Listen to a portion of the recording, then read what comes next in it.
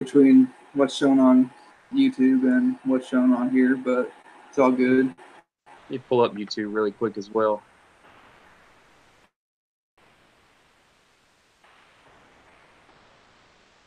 Let's see.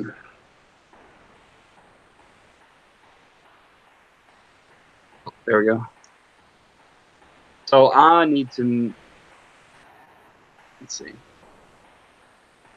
Oh, live. Let me turn this down. Yeah. There we go. Sweet. All right, everybody. Thank you all for tuning in. I'm here with TJ from YakPak Outdoors. Say what's up, TJ. What's up, guys? What's up? So kind of just on the docket we have for tonight, talk winter fishing. I know he's been doing. I'm gonna link his channel down below. You need to catch up on the 30 days challenge he's going on because he's been putting out the videos.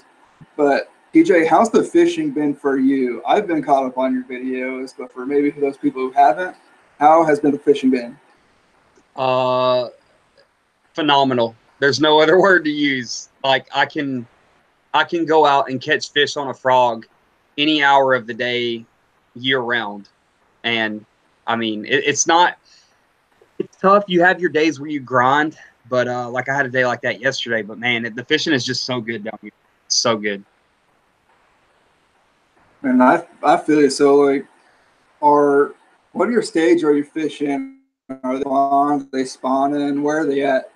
So we have freshwater tilapia. They're blue tilapia, and they're on the beds right now. And I think that has something to do with the largemouth spawn.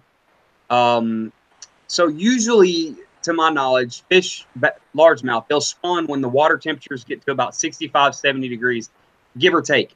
That's your normal springtime. But down here, the climate is just so much different. It's warmer throughout the year. You don't really get a winter. You get like a week maybe of 40-degree temperatures, 50-degree temperatures. So the water never really drops that much.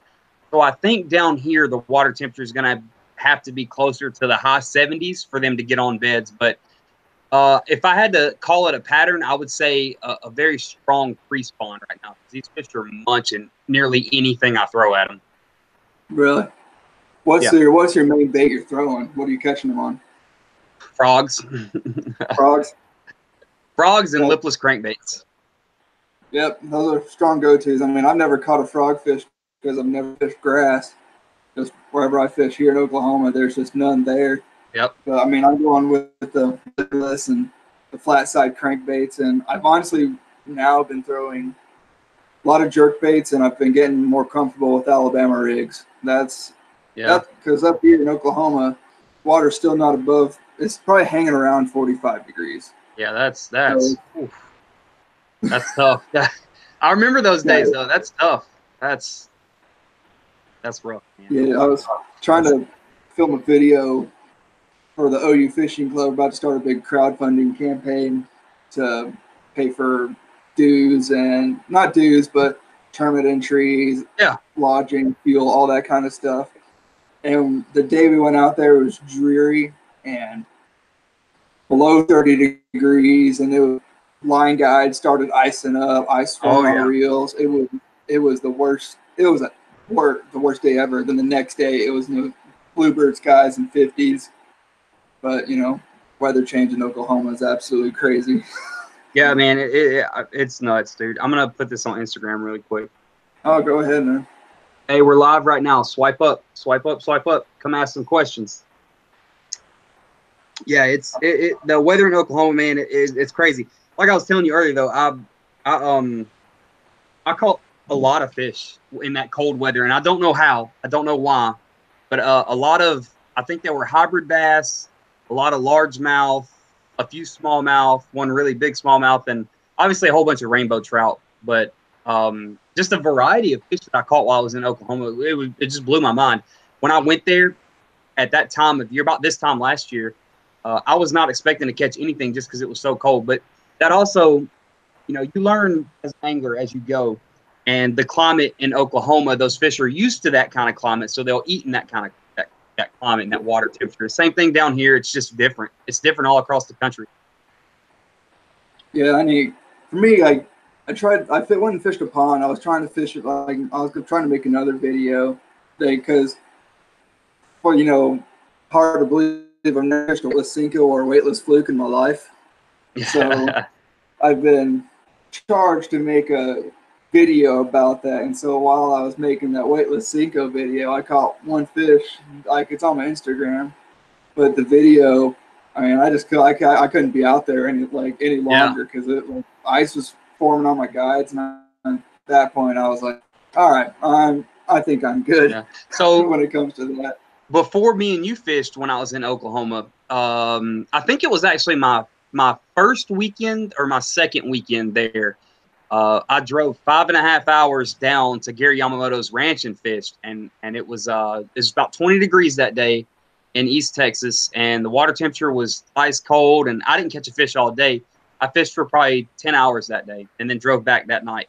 But Gary told me himself, if you're ever faced with really, really tough conditions like that, well, number one, he got on to me because he asked me if I'd fished a Senko yet, and I said no. And he was like, well, how are you going to come to my ranch and not fish a Senko? Yeah. But after that, he gave us, me and a couple other dudes that was fishing, he gave us like a 5-pound bag of Senkos and told us, he was like, go out, throw these weightless and be patient. You'll catch fish. And we were like, all right. So the guys I was with, we only caught one fish total. Another guy did. I forgot his name, but it was like a 5.5 pounder. It was a good fish. Yeah, I figured down there you'd be catching those. Any kind of fish you catch would be a good one. So how far east is this ranch? So it's about 5 hours south of Lawton. It took me about 5.5 hours to get there from Lawton. Okay. It's definitely this time of year. I think this time of year, probably about another month from now, would be a prime time to go down there and fish. But then again, everybody knows that, and anybody can go there. I think it costs like $80 to go there and fish for the day. It's $120 if you want to rent one of the boats he has. And he's got like kayaks you can rent as well. But it was a good experience for me. Even though I got skunked, it was still a really good experience. I got to meet Gary Yamamoto. But I would recommend it to anybody that lives in that general area for sure, no doubt. Okay. Yeah, for me, I mean, I mainly fish, like, I'm more pond, pond guy, but from joining the OU Fishing Club and just where my, living close to my folks, I'm able to get on lakes and stuff now and trying to figure out those patterns. Yeah. Those winter patterns are tough. I mean, I think a couple weeks ago, me and my buddy went and fished 10 Killer. It's a pretty clear water. It's a pretty clear water lake down here. Smallmouth spots, largemouths, if you get into those creek channels and everything. But lake was up 5 feet, and we were burning crankbaits out the side of flooded brush. That's that way we found our pattern. We got a couple hits from the jerk baits. Yeah. But we were working bait. I was working crankbaits, and I never throw crankbaits this time of year. It's either jigs or a jerk bait, and that's my two I take. But other than that, I think we have another tournament coming up on 10 Killer that we're going to try and figure out something with. But yeah, it's different. How pond fishing going to the reservoirs. Yeah, dude, fishing. It's figuring out the pattern is. I've learned a lot more actually here. I would say probably in the past year and a half, about 18 months, just because I got to fish in, Oklahoma, North Carolina, Georgia, Kentucky, Tennessee, Florida, Texas. I just fished so many different places of the country, and I just learned so much. And knowing when to change baits, like you said, knowing when to change baits is that's once you figure out when you need to change the bait. I mean, you've got it. You just need to find what they want to bite. Yeah. Don't get stuck and don't get fixated. Yeah, I know. I mean, jerk bait's my go-to this time of year. That's all I fish. Pull one out here. I'm redoing rods and reels, so no stuff attached was tonight. Well, I mean, Vision 110. Oh yeah. $25 jerk bait, but man, flat out catches fish. I don't know what the deal is about it. Absolutely. So apparently down here you can use jerk baits to because jerk baits are normally would be a really cold water bait, cold weather bait. But down here the peacock bass love jerk baits. And like the spooks, like the white with red heads, spooks. Jerk baits and spooks, love them. I haven't caught a peacock yet, but that's on the hit list for sure. You know, was that link up with what's his name, Monster Mike, and he'll show you around, get you some peacock bass. I mean, that's my bucket list fish is catch peacocks. Yeah, man. I got a plan. I got plans with Mike and Ryan. Actually, I was fishing with Ryan when I broke my PB like a month ago, and Ryan called Mike, and me and him were talking. He's like, dude, just let me know, and I'll come. I'll put you on some peacocks and those. I don't know if you ever seen them, but the Midas cichlid. It's like this. It's the Miami goldfish is what they call it. So those are on the hit list for me. That's awesome, man. But how's the saltwater action been? I mean, dude, you ever catch any peacocks? It's almost like I had to relearn how to fish because I never really saltwater fished before, ever. Like, I remember going to the beach with, like, my entire family when I was really young, and I would watch my grandfather catch ladyfish and, like, black drum, but from the beach. They weren't huge fish, but it was really cool to see him do that. And actually, funny story, he would use a McDonald's straw, and he would just cut a little inch piece off of it, and that's how he would catch it. But I luckily linked up with this dude down here, Colin, and he has been my go-to guy on like what to do, the do's and don'ts basically of saltwater. I learned really quick that everything in the ocean eats shrimp. So if you're struggling to catch saltwater fish, throw a live shrimp and you'll catch something. I've caught, honestly, I've lost track of how many different species of fish that I've caught in the saltwater already. I know it's close to 20 different species. That's nuts down there. Like, I know it's it's not predictable what you can fish up here, but you know what's up here. But down there, it's literally anything. Almost anything goes down there. Yeah, I mean, like, let's say there's a perfect situation for me would be 78 degrees, 4 o'clock in the afternoon, overcast, and if I have those conditions, then I can throw anything and catch fish. Like, it doesn't matter what. I could throw a rock tied to some fishing line and reel it real fast on top and probably catch a fish. Like, it's crazy, man. It's crazy. Have you gone on any snook yet? So I did see some snook 2 days ago. I went and fished a spillway for the first time. I actually filmed a video for a company that's going to be coming out around the beginning of March. But I walked up to this spillway because everybody knows down here. Everybody knows you want to catch snook. You go to a spillway at night. You throw some hair jigs and you'll catch snook. No doubt about it. So I walk up to this thing, right, and I look over the railing and there's two like 40, 45-inch snook. A 40-inch snook is considered a trophy. Like, that's, if somebody catches a 40-inch snook, like, it's insane. It's all over Instagram. It's all over YouTube. All that. But these were, I'd never seen snook before until then, and they were giants. Like, if I had hooked into one of those snook with my 3,000 size Stratic Shimano, it would have spooled me. I mean, almost instantly. It would have been crazy. They're very spooky fish, so they don't like to eat anything. They'll eat other fish in the daytime, so you could probably get them to eat live bait, but catching them in general is like a nighttime fish. That's why I haven't really fished for them, nor have I tried to make a video on it yet, because I'm still trying to piece together how I want to go about making that video, because that's something that I definitely want to get on film and document, Now, I think what would be cool is take that new kayak you got and get up underneath those bridge pylons. Yeah, that would be crazy. Go on there, baby. But yeah, that would be. I actually did that. Let me close this door. I actually took my kayak out saltwater fishing the other day, and I seen some amberjacks. But amberjacks they're crazy, man. You got to have like a 5,000. So for example, Colin, I was fishing with him and his dad.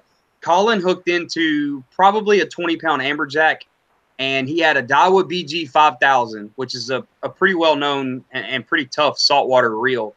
And I think he had it on a 7'6" heavy Mojo inshore, and it was like peeling. It was screaming drag. I mean, and he had it locked down, and it was still screaming drag. Those fish are crazy, man. Like, I don't see people use like 8,000, 9,000 size reels to catch those fish just because they're so strong. But I ended up catching a baby Jack Crevalle. Like, I mean, it was tiny, but it was a new species off the bucket list. So no, definitely. Have you had to deal with any dolphins or anything around the mangroves while you're I fishing? haven't seen, the only thing I've seen around mangroves or anything like that is I was fishing off the off some docks a couple of weeks ago, and I saw it. I thought it was like an eagle ray or something. I have seen some eagle rays off the pier. I seen probably about a 12 or 13 foot hammerhead shark from the pier.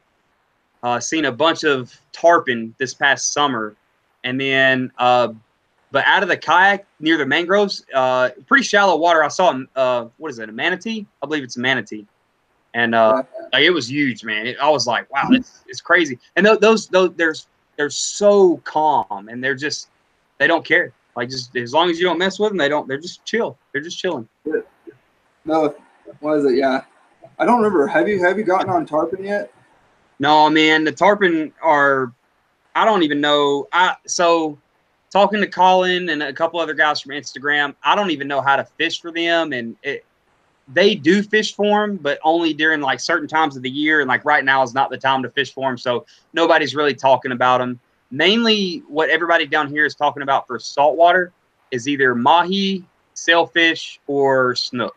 And that's the main, what everybody, or grouper, that's the main thing everybody's going after generally, like for this time of year.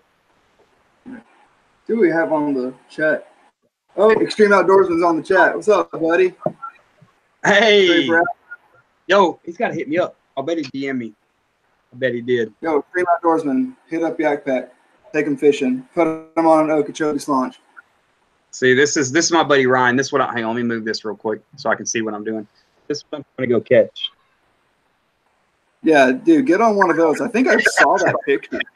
Yeah.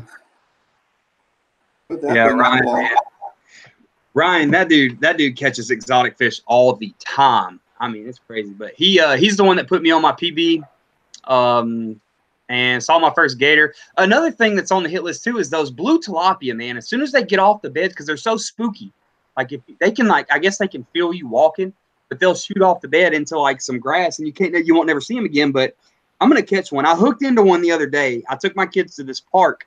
We were throwing bread to the ducks, and I was like, give me some of that bread. I grabbed my spinning reel, and I actually hooked one, but I don't know how it happened, but he ended up coming off. But, man, it was a big one, and it was a tiny hook. I don't know how he shook it, but he did. I guess I didn't get a good hook set in him. But, dude, one thing that I've just been chasing is different species. Like, I've held true to the largemouth, like what I built my channel on. But these different species that I'm able to catch, because I don't know how long I'm going to be here. I don't know how long the Army's going to keep me here. So they could tell me next week that, hey, in 6 months you're leaving, or hey, in 2 months you're leaving, or whatever. You know, it's just whatever. But I literally just go out there and grind and try to catch whatever wants to bite. Yeah, that's awesome, man. Like, to that, like, such access to so many species there, you just kind of just have to do that, and and while you can. It's so great. You're stationed down there, right? Mm-hmm. Yep. The 30-day challenge. I've been keeping up with it, and man, I applaud you for that. That's like, the grind for that is awesome, and I just commend you for that. How has that been between doing like family stuff, social life, and doing the YouTube thing? Oh, man. So when I started the 30-day challenge, when I started it, I was already 6 videos ahead. So I had already scheduled 6 videos to post Monday, Wednesday, Friday, Monday, Wednesday, Friday. And then I started, who was it that I talked to? It was Matt from, I think it's SP Fishing TV or something like that. I think he's something like that. Anyways, I talked to him, and he was talking about the 30-day challenge, and he's done 3 of them. And I was like, you know what? I was like, I'm gonna go ahead and reschedule these videos to post for the next 6 days in a row. I was like, I'm gonna try it. Like, if it started, I told myself and I told my wife, I was like, if it starts to get in the way of anything family related, then I'll stop. But it hasn't, at all. So I just go fit. I try to stay 3 videos ahead, basically. So the video, for example, that comes out tomorrow is what I filmed, I think 4 days ago. What's today? Today's Thursday. So I filmed that video coming out tomorrow. I filmed that this past Monday. So it's just trying to keep up and stay ahead of it, you know, and not let it interfere with anything. But I've also tied family stuff into these videos. Like, I think the third or fourth one was the one where I did I think it was called like the Take Your Family Fishing Challenge, where I was trying to get them out.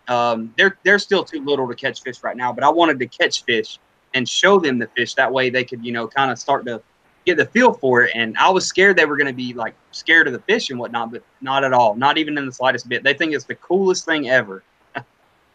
Okay. I saw that video. What is your little girl call bass again? Bobby Tutu. So Bobby Tutus, where did that come from?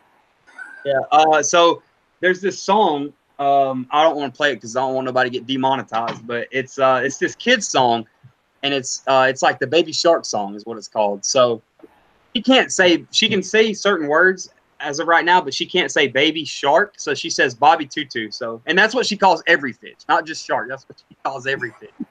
So I come home, and like when I come in the door, usually, because what I do is I get off work and I go straight fishing, or I'll go to the gym really early in the morning, and I'll be done by like 6, and then I'll have some morning time to fish before I have to be at work at 9. So that's where I get all my content from, is either before or after work, and obviously on the weekends too. But every day I walk through the door, she's like, "Oh, Daddy, you got Bobby Tutu?" And you know, some days it's like, "Yeah, I caught a couple," and then some days it's like, "No, Dad took an L on the water today and got skunked." So, what's your day like? Not getting too personal or anything, but you said you're a recruiter, right?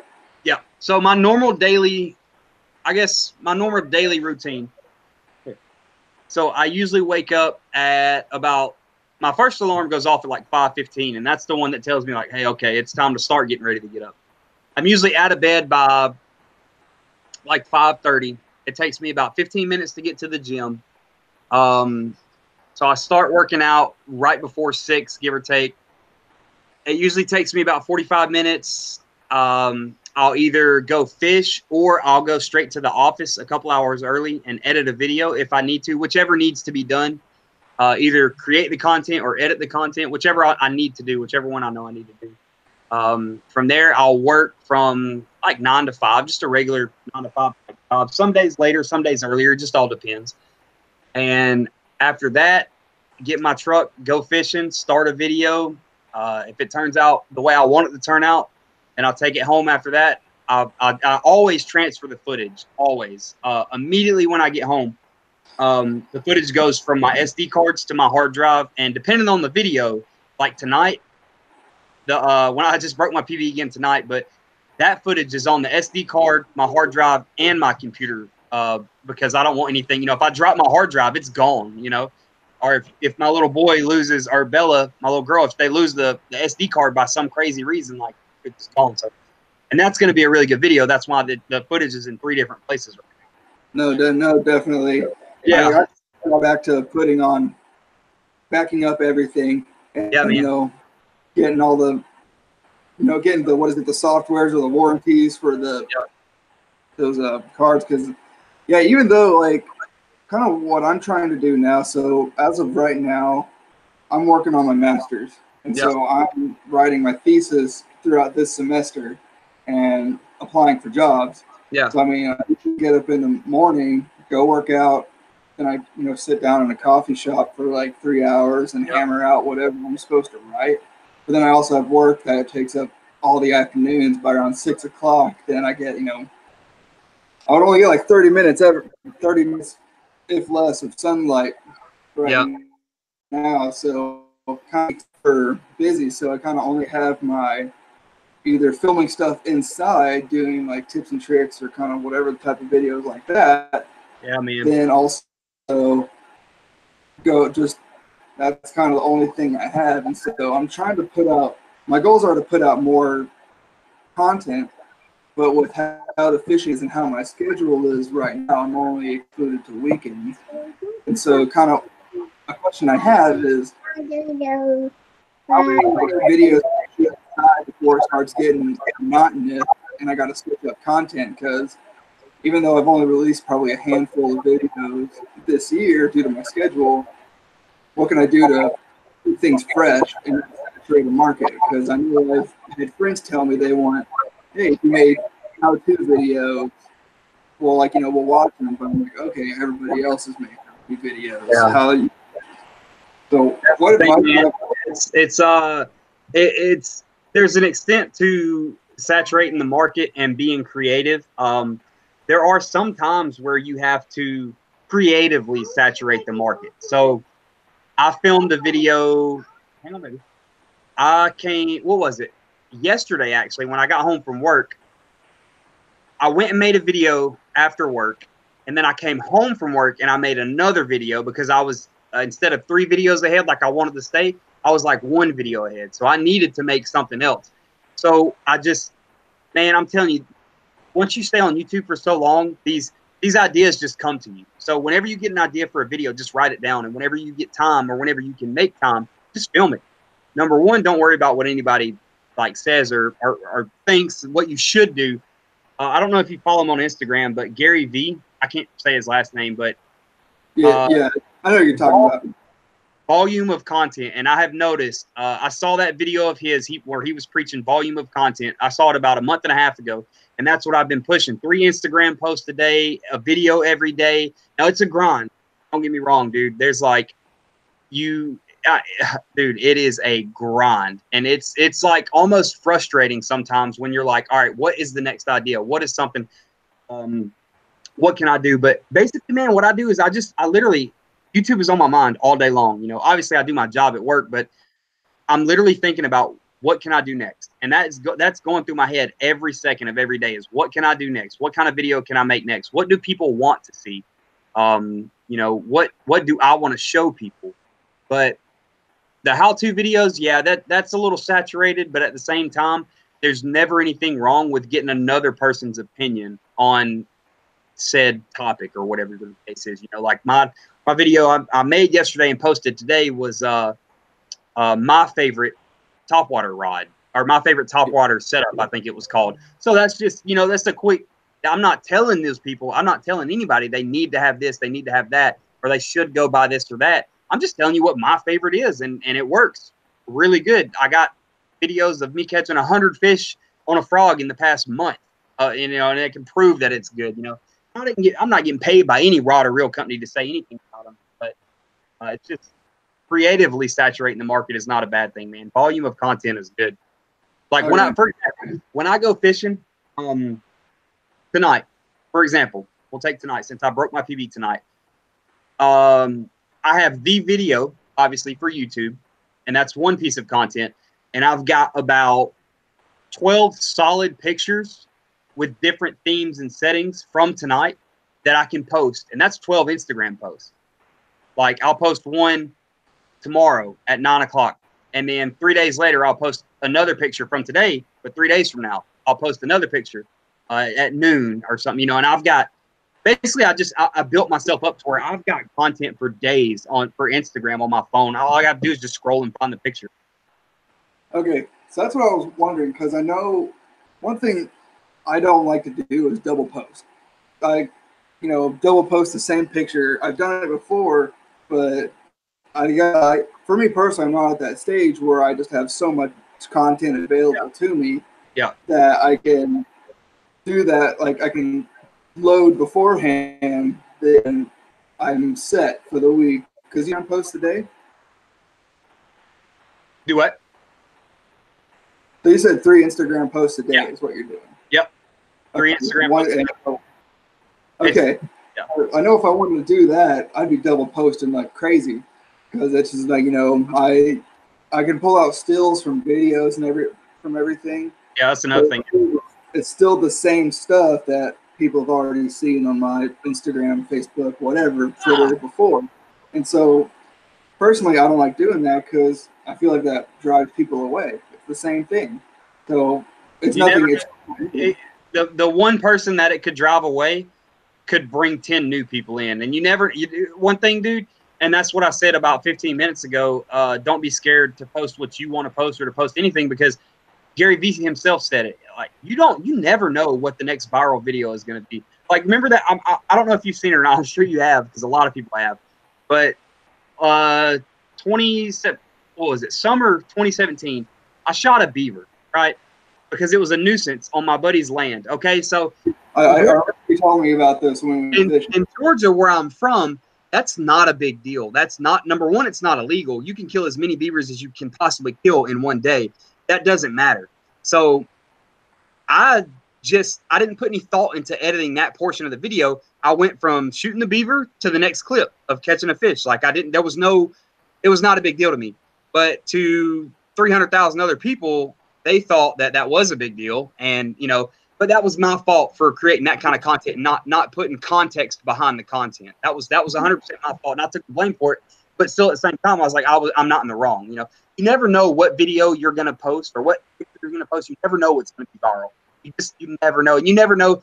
There's no specific hashtag. There's no like specific algorithm. There's no time of the day. That's why I'm Gary, and what I've took from him, what I've took from Gary is just post, just push it out. And if it happens, it happens, you know? Okay. Going with all that, do you ever feel like burnt out from that always being like, I'm not gonna say always being on your phone, but always being connected to social media or YouTube or anything like that? I know personally, I hate, like, I can only be on my phone for so long, or I just gotta just put it away and just. Does that ever happen? Well, Man, I am, as much as I don't want to admit it, I'm the definition, I guess, of a millennial. I don't know. I'm glued to my phone, man. As long as it doesn't interfere with like spending time with my wife or kids, I'm glued to my phone, replying to YouTube comments, replying to Instagram comments, showing people that I care and truly appreciate them supporting me. But no, I can't say that I've been burnt out. I can't say that I get tired of it. Now, if I post a video and it gets 500 comments in the first 48 hours, I'm not going to be able to reply to every single one of those comments, but I can get to about 80% of them. And it just, throughout the day, man, you never really realize it. You know, if you take 2 minutes here out of your day where you're kind of just sitting stagnant, not doing anything, and just go to reply to some comments or comment on other people's stuff, and that'll take you a long way. And but I'm a believer in, you can't find the time for anything that you truly love and anything you have a passion for. You can't find the time. You have to make the time for that. That's why I don't have to be at work till 9. That's why I still get up around 5:15, 5:30 every morning, go to the gym, then go fish or edit whatever I need, you know, to get done. But you just got to make the time for it. That's all it is. Now, in certain people's situations like yours, you said, like, you're working on your master's right now. It's a little different. It's a little different for you to make the time because you are stuck in the, you know, the master's like pipeline. And I don't have a degree myself, but I have plenty of friends that do, and I work with plenty of people that do. And I know that is a lot different than, you know, like what I'm doing, like just putting people in the army. That's a lot different. And I understand that. So when you get the time, like when you have any amount of free time, just any content, like I was saying today, I have like 12 pictures. I've got like 2 different pictures of both the rods I had today with the baits on them in 2 different settings, so they don't look the same. Like, lighting is different, the place is different, the angles are different, everything's different. So as long as you don't post, you know, my topwater rod at 9 a.m. and then again the next post at 12 or 1 is the same rod, like as long as you don't do that, I think you'll be fine. But I don't like reposting content either. Like, for example, I posted my picture of that smallmouth I caught the other day. Again, but it was the 1 year anniversary. I think it was on the 18th of February. It was the 1 year anniversary. That's why I reposted it. I was, a year ago today, I caught this in these conditions, and I couldn't believe it. It was my first smallmouth ever. So I still can't believe it. I don't know who blessed me with that, but that's still a football, man. That's a monster smallmouth, and I can get, you know, reposting things a year later, because it's kind of, you know, it's bringing the thrill back. Yeah. Not for you, but people who were probably following you then. So I can get that. I know, like, I've seen people on Instagram repost the same freaking pictures in the same week. But personally, I'm just kind of turned off by that. But yeah, if that's how I kind of feel about that. But I will take you up on your advice for just having the same picture in 12 different varieties. Or yeah, man, that's all it takes.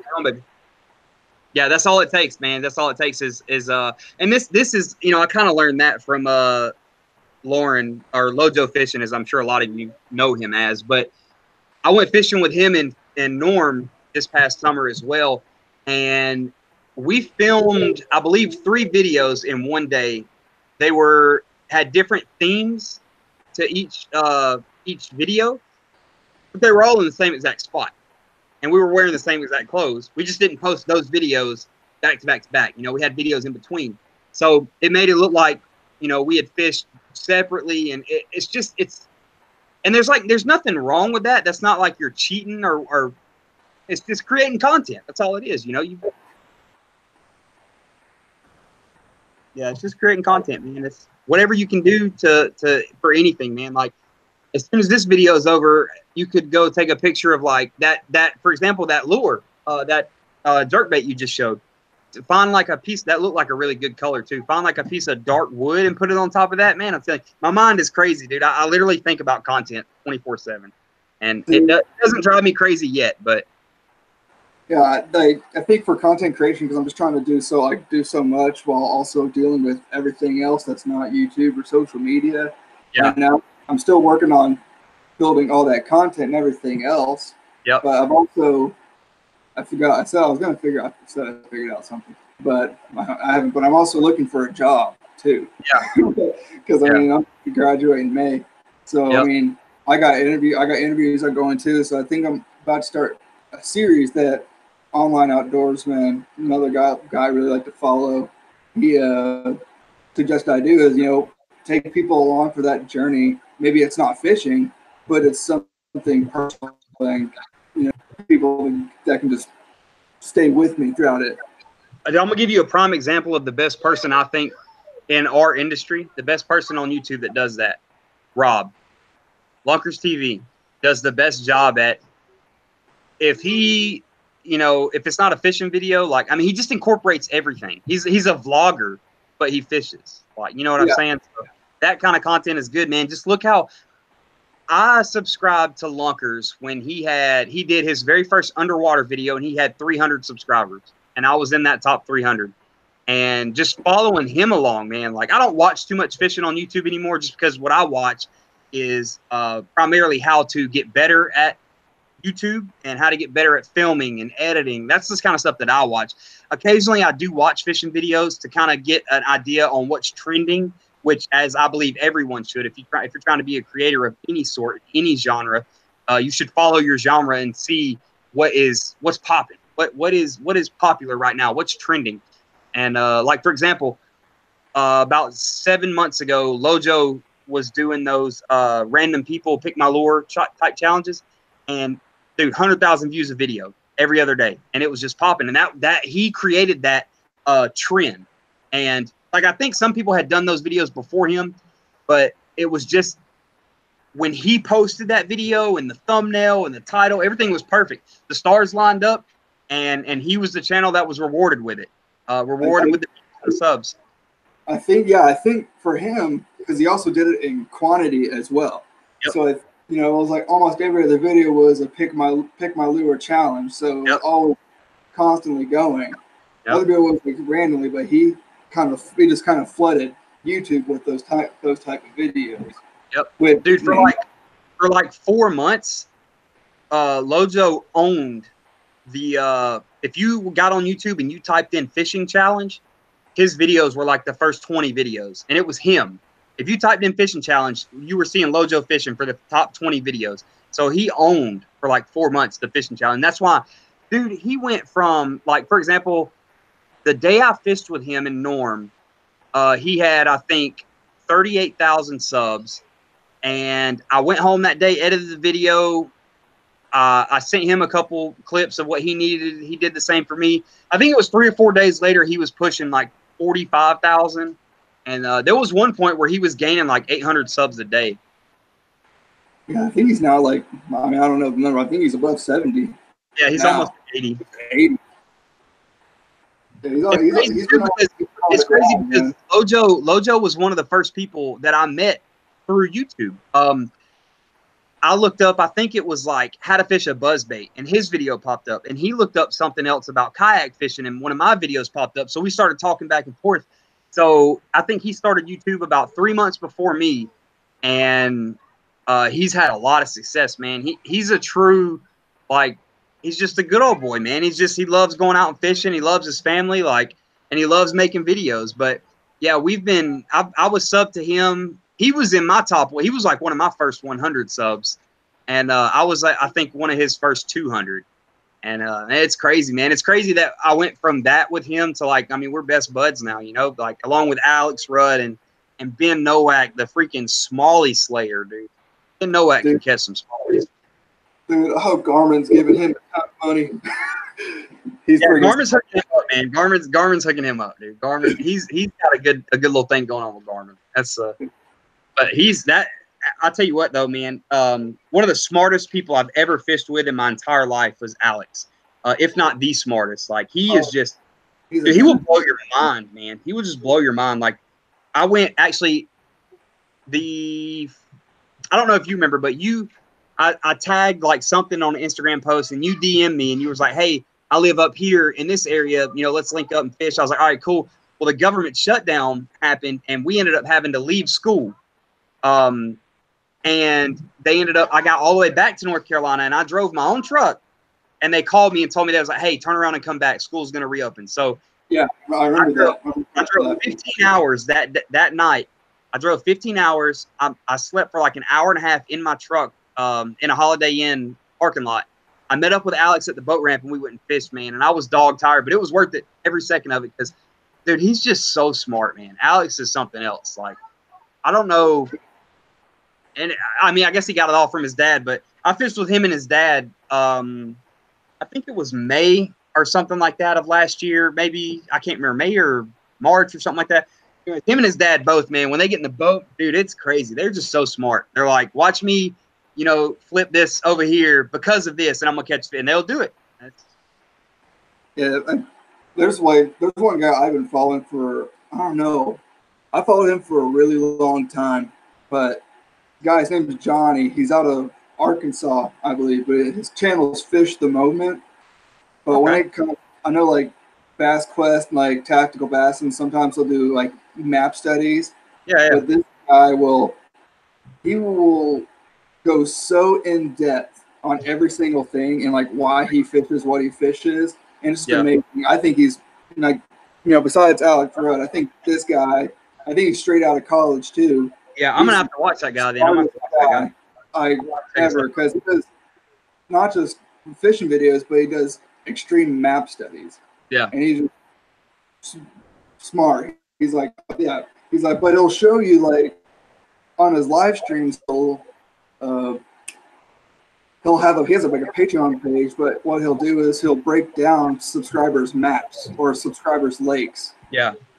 And really be like, oh, during this time of year, these are the things you need to look for on this map on your lake. And yeah, it's amazing. I highly suggest him if you want to learn something. He's my go-to. Yeah, dude, I'll definitely watch him. I'm not against watching anybody new. I actually try to like small channels, like dudes that are just starting out. And granted, I'm not huge by any means. You know, I'm not huge. I've built a good base, but I'm not Guggen Squad, basically. I'm not that. But I try to go comment on other, like, smaller channel stuff just to kind of keep the dudes motivated, and you know, because you never know, you can learn anything from anybody. I'm a firm believer in that. No matter if they've been fishing for a month and I've been fishing for 40 years, you can always learn something from them that you never knew. You know, I'm a believer in that. Yeah. I think one of the only times I've ever been struck by that is, I mean, I think this Fish the Moment guy, Johnny, I think he's 100,000 subs. I think he's top tier in my opinion. Yeah. But I think the funniest thing when it comes to learning something, I was watching Tactical Bass, and they're talking about like muddy water or nighttime fishing. I don't know why people throw those dark colors. Fish don't change color. So I was like, oh, I mean, the logic of everything else, around the fishing industry. He's just like, oh, dark water or whatever, throw dark colors. And he's like, don't change color. Just throw it, throw what you would regularly throw, really. Yeah, man. Yep. I think I remember watching that video too. But yeah, Matt and Tim, them dudes are really smart as well. They're really smart. I met Matt at iCast, and we didn't get to talk for long because he's a busy dude. Just because they run that guide service, that's like their primary income, basically, the guide service between the two, and then the YouTube between the two of them as well. But he's a busy dude, man. He had a lot of people to see and a lot of places to go. But he's a good dude, and he's very, very smart, man. It's insane. Like, one thing this whole YouTube deal, this whole social media fishing has done for me is just opened a lot of doors, and I've met a lot of really, really good people. I've met a lot of awesome people. I've learned something from every one of them. I've got to fish with and collaborate like you. Like, we got to fish together, and time was crunched, but we made it happen. Like, it was just a blast, man. It's been a blast, and there's no end in sight.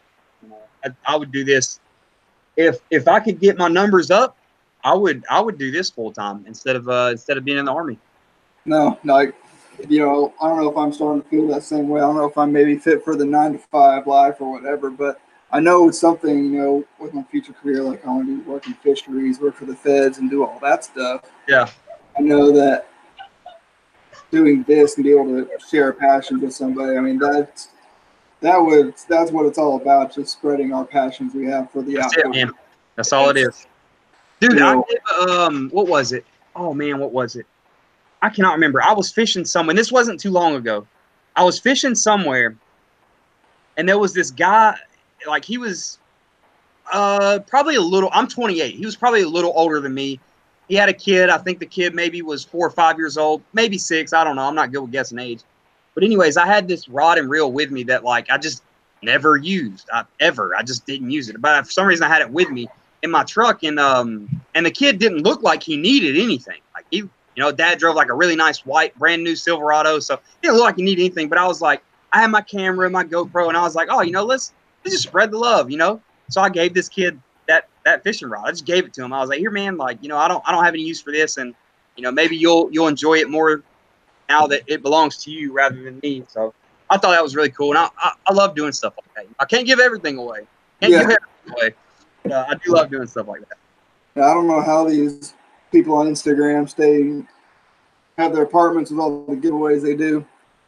Dude, I don't know, man. That's and you got to be careful sometimes, man. Because I don't want to call anybody out. I think I only know of a couple people that's done it, but fake giveaways, man. It's too easy. Like, it could be a scam. Dude, it would blow your mind. Like, people could say, if I get 1,000 followers in the next 3 days, I'll give away this Shimano Corrado K.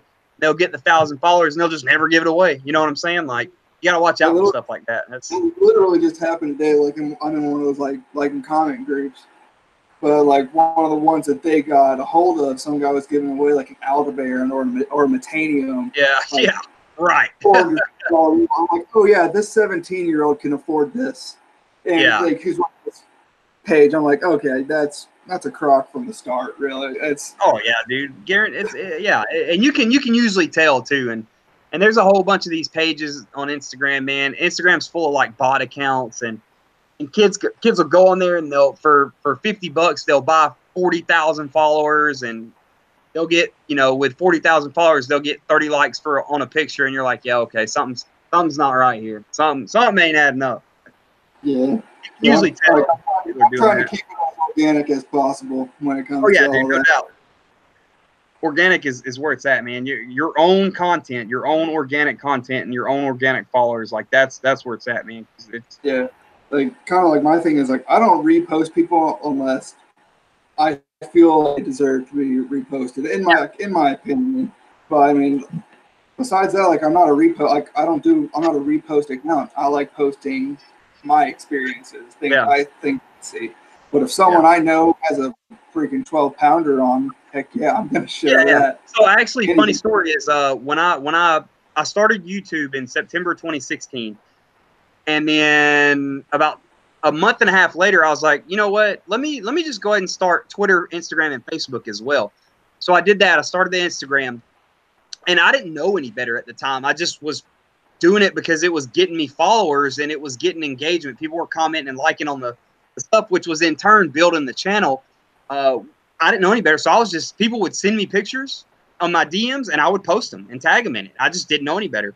But now it's like, you know, I'm not going to say it costs money, but I have worked very, very hard to get to the little level that I'm at compared to some of these guys. But I've worked very hard and I've grinded a lot and sacrificed a lot to get to where I'm at. So nothing's free. You know what I'm saying? Like, I'm not just going to, I get DMs all the time, as you can imagine. I get DMs all the time. Hey man, post my YouTube on your swipe up link or something. I'm like, not going to happen, man. Like, I don't reply to, I just don't reply to them. I don't, that's not, you have enough base. Like you know your worth, you know your value when it comes to all that. Yeah, that's so, the thing, man. Knowing your worth. Yeah, knowing your worth, knowing your value. Like, a lot of blood, sweat, tears, and money have went into building this channel and building this, the YakPak Outdoors, building the brand in general. So like, I'm not just gonna give stuff like that away for free. That's not gonna happen because it doesn't work like people think it works. Like, I could have, you know, almost 15,000 followers on Instagram, and I could shout somebody out, and like 3 people may follow them. Just because I shout somebody out doesn't mean you're gonna get followers or a ton of them. Because when they go to your page or your channel, they have to enjoy what they see. They're not just going to blindly follow you just because I said to. Like, that doesn't make any sense. You're not, you know, there's zero incentive. Yeah, you have to. People have to enjoy what they're seeing. You know, it's like, oh, you could have one picture of a really nice bass you caught, but if that's it, that's it. It doesn't work like that. That's why organic is key, man. Like, your own content, your own, and just building you. That was another subject, is like partnerships, like sponsorships and stuff like that. Is like, I was with Lucky Tackle Box for a while, and then we parted ways, along with Alex and Ben parted ways with him as well. We got something in the works right now it's going to be pretty sick. But that's all I'll say about that. It's know that when it comes to it, dude. I'm looking forward to it, dude. But with that trio of guys, it's gonna be something good. Yeah, it's gonna be crazy, man. It's gonna be good. We're gonna try to flood the market here very soon. It's gonna be good. But yeah, just organic is key, man, and organic content and volume of content. That's key. It's because you never know. Like I said earlier, you never know what's going to go viral. You never know what's going to get you those 100,000 subs. Like, I think when I posted, remember that video we were talking about earlier, like 20 minutes ago, where I shot the beaver. I was at Fort Bragg, North Carolina, and I had went for training for 10 days. So I didn't have any service on my phone, didn't have a charger, didn't have nothing. Had 3 videos post in that 10-day time frame. I think one of them was an underwater video. One of them was a like top 3 rod and reel combo video, and then it was that video. I had 800 subs when I left to go to the field and go for training. When I came back in 10 days, I think I was at like 2,200 or something like that, and it just happened just like that, man. And then after that, it would be I would post 20 videos, and that 21st video would be the next video that just took me to the next 1,000 or the next 2,000. And I mean, like I said, man, you never know. You never know what it's going to be. And you just record, go fish, record it, edit it, post it. That's it.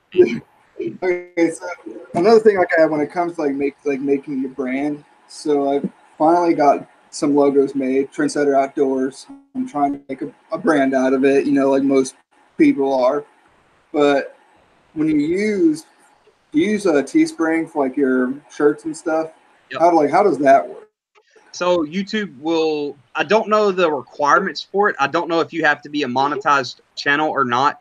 I got an email this time about 8 months ago. I got an email, and it was from YouTube and Teespring. Basically, they collaborated to do a deal where if you could go in there and you could create like 3 logos and have up to 3 or 4 different types or styles of shirts and stuff. I mean, you've seen it, but like, I get a certain percentage of that. YouTube gets a percentage, and Teespring gets the majority percentage. Like, if I was to sell production, if let's say each shirt was $20, And if I was to sell 50 shirts, I would probably make 25 to 30 bucks from it. You know, if that, just that's a small percentage.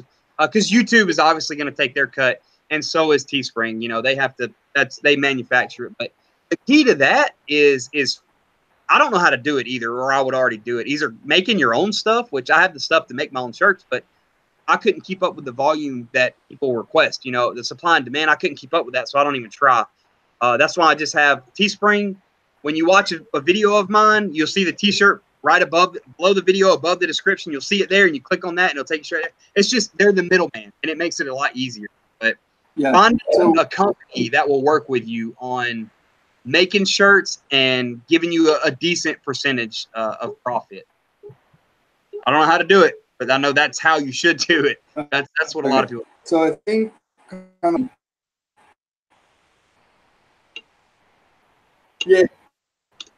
yeah, because like have orders and like things, or is it just like, oh, it's like an online store, just cuts out the move like that, all that works or anything. Yeah, it's yeah. I don't know if there's a requirement for the Teespring thing. Like, I don't know if you got to be monetized or whatever the case. I don't remember the email. I just remember seeing the email. What's up? Come here. I remember seeing the email, and I was like, oh yeah, sure, that's cool, I'll do it. And I just didn't think anything else of it. Like, I honestly couldn't tell you how many shirts have been, and they pay you through PayPal as well. I couldn't tell you how many shirts have been sold in the past 6 months. I haven't checked it. That's another thing. I'm gonna tell you right now, that's another thing I'm bad at. And I don't know if I should try to get good at it or not, because it's worked so far. I don't keep up with statistics. I don't check my subscriber count. I used to only do it every Friday. Like once a week, every Friday, I would look at my subscribers. Like if I had to do anything around my channel, I would make sure to not look at that area, and I would like block it with my thumb just so I couldn't see it. But I don't keep up with analytics and stuff like that, man, or nothing. Like I couldn't tell you. I know my video watch time right now. The only one I like to keep up with is the average watch time, which is, it's either just below or just over. It's always in between of the 50% watch time. So a 10-minute video usually gets about 5.5 minutes watch time, that's good. If you can maintain 30% watch time, that's good, because that's what right now, that's what YouTube is promoting, is watch time. So the longer watch time you can get, the better off you're going to naturally gain that promotion. All right, cool, man. Well, I think, let's see, do we have any else on the chat? Haydenwood Outdoors. Go check them out. Said social love. But other than that, I think that's kind of all the stuff I have to tonight to talk about. I know for branding and stuff, I'm going to start doing all that and trying to do the merch, stickers, hats, all that kind of fun stuff. Yeah. But I know I'm trying to donate whatever portions of my sales to like wildlife conservation agencies, because that's also something I'm super passionate about, and I don't want it to just to be about people caring for the outdoors. That's the whole thing about my channel, showing our experiences. If I inspire someone to get outdoors, then my job's done. Yep. And then dude, try setting up I haven't tried it yet because I just haven't. There's no reason, I just haven't tried it, but try setting up a Patreon as well. I think it's like where people can donate money to you, or to a certain, like you said, you wanted to donate it to like Oklahoma Wildlife Federation or whatever they're called out there. You can set up a Patreon to where it goes into your Patreon, but a certain percentage goes into theirs, or vice versa, or something like that. I don't know. I haven't dove into it, but you can do something like that. That's a good thing to do. Well, I think that's all I really got for you. Thanks again for taking the time out of your day to come talk to me and come hang out with the channel and everything else. You're doing awesome, man. I applaud you. 30-day challenge videos are great. So, man, just keep doing you, man. Thanks a lot for hanging out. And everybody that's watching the stream, got his channel linked down below, man. Go check it out. He really deserves it. Thanks, man. I appreciate it. Hey, hit me up, and we'll try to plan something like this here in the next couple weeks. No, man. Let's do it again. All right, man. I'll catch you later, brother. See you, buddy.